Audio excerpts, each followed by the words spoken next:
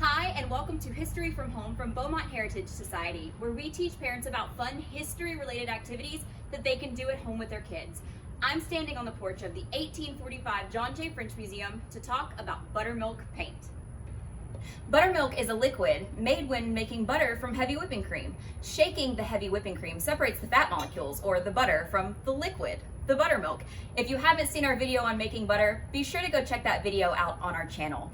Buttermilk had several uses during the mid-1800s, some of which were cooking and making buttermilk paint. The only original paint left in the John J. French Museum is on the ceiling in the dog trot and is believed to be buttermilk paint. The blue color you see was done by grinding indigo flowers into a fine powder and mixing the pigments into the paint. This blue color was used in the mid-1800s on ceilings for a couple of reasons. One was that they believed the blue color would mimic the sky and prevent bugs from nesting in the home, especially since their windows and doors were left open for a breeze. The other reason had to do with folklore. Some people back then believed that spirits couldn't cross bodies of water, so they painted door frames, window trim, and ceilings blue to trick the spirits. Of course, we know better than that today, but we're still going to make the blue buttermilk paint to honor the old tradition. Here's what you'll need to make buttermilk paint: a half gallon of buttermilk, at least one bowl, cheesecloth, a pigment of your choice. This can be bought at some kind of hobby store, a paintbrush, a popsicle stick, a small jar of water, and then something to paint, like a canvas or a small wood brick.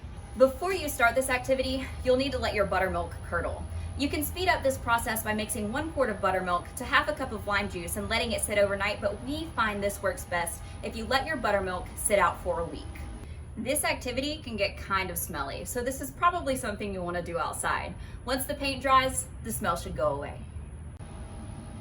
Okay, let's put on our gloves and get started.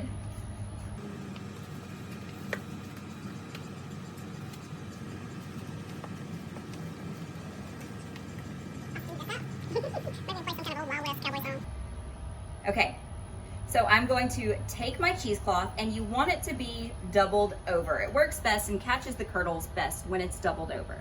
I'm gonna take it and place it over my bowl and kind of make sure that the edges are sitting just right underneath so that the weight of the curdles doesn't pull the cheesecloth down.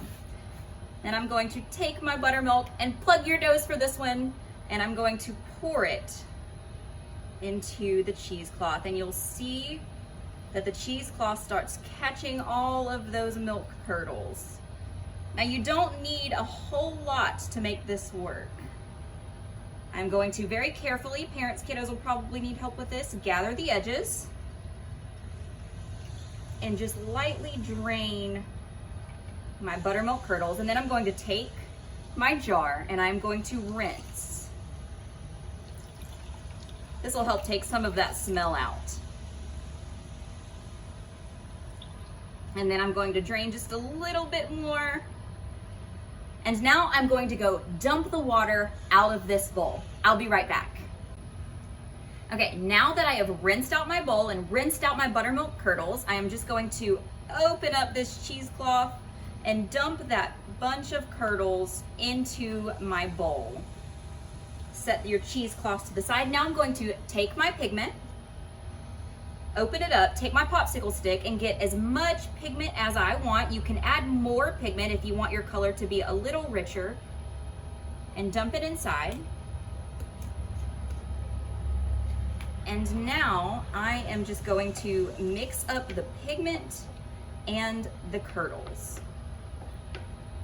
I'll set this one aside. When you are done, it will look something like this. And then you can take your buttermilk paint and a brush. I'm gonna just get some of that buttermilk paint on my brush and start painting my canvas, which is a wooden brick.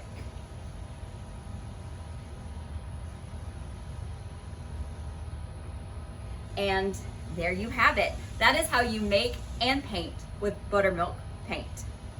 If you guys have any questions about this activity, make sure to ask below in the comments. And if there's any type of historic activity you want to see us cover, make sure to make a suggestion down below as well. We'll see you next time at History from Home.